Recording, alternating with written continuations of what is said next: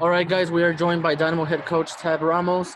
If you have a question for him in English, click the raise your hand button. And of course, we're going to go ahead and start with questions here in the press box. Tab, first game back to 100% capacity at home. Talk to me a little bit about the result and the experience out there tonight. Yeah, I mean, first of all, we definitely want to thank the crowd. I thought it was a great atmosphere for a game. It was really exciting.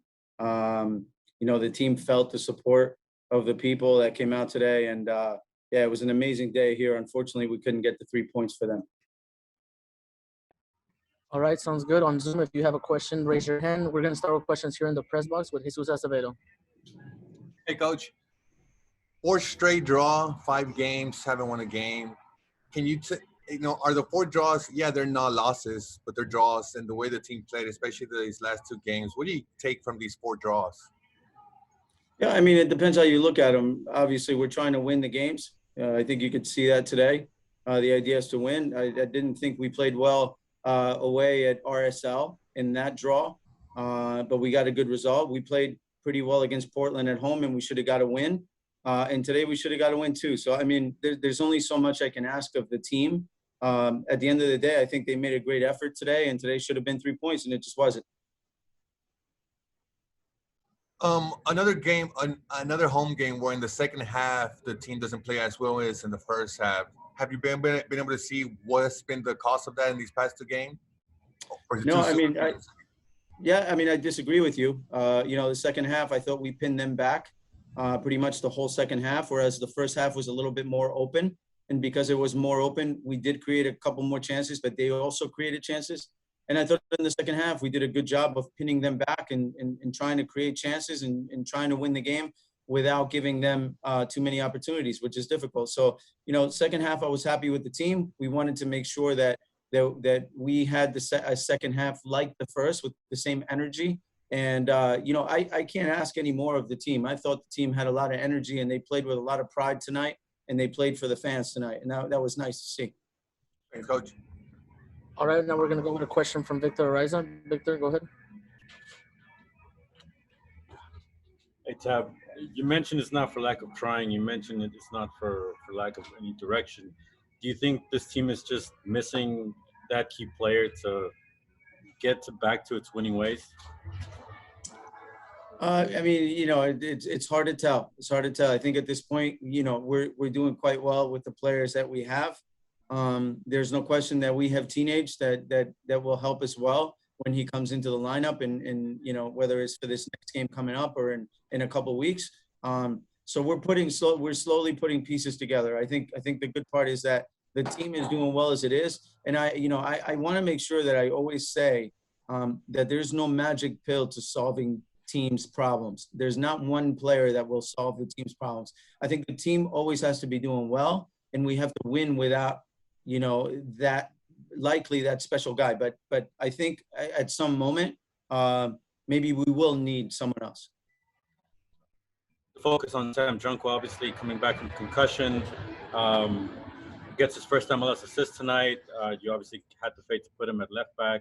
What have you seen in him and his progression coming back, and obviously his performance that he put out there tonight? Yeah, I mean, I hope I'm seeing the same thing that everybody's seeing.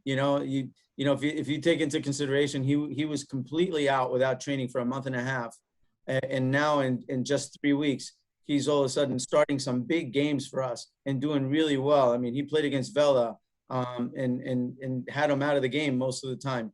He played today against Barreal, who's he's an excellent player, and limited him to very little, if anything at all. So, and on top of it, he gave us something offensively, which we've needed from both our outside backs. So I'm really happy with where he is. I hope, I know that he still has a lot of improvements to make.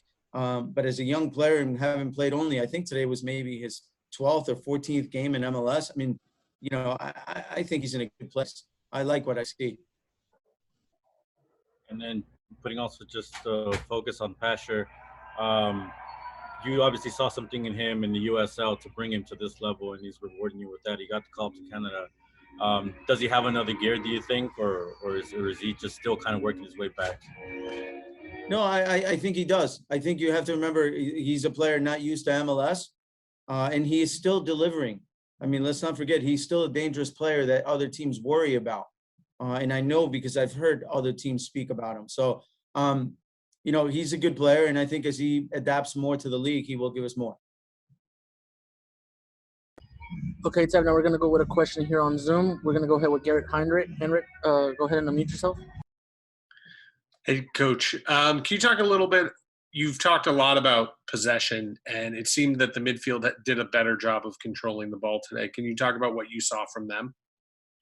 Yeah, I thought today we played a little bit faster. A lot of it has to do with the tempo that both Derek Jones and Joe Corona set for the team. I thought in past games they haven't been able to do that, and I thought today they did. Obviously, we have to take into consideration that in the second half we had them pinned, and they couldn't come out. So that obviously increases your possession percentage. But I think what's important is what you do with that possession. And I thought in the second half we should have created more for the possession that we had.